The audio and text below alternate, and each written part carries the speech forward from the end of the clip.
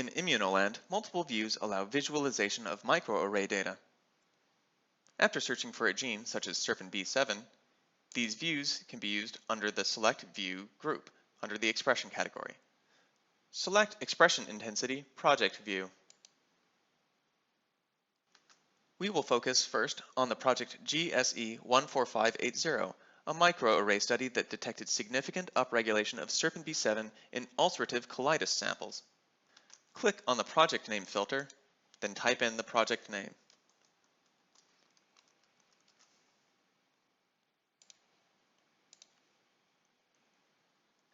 The Expression Intensity view will show expression of SERPINB7 across the default profile columns. In this case, disease state, response, and sampling time. These profile columns can be rearranged or changed under the Specify Multiple Profile columns. As with all views, this view can be extensively customized by options under the Task tab. We can also view gene-level details for all projects studying a specific disease. First, clear the project name filter. Now, under the Project Information Disease filter, select Psoriasis.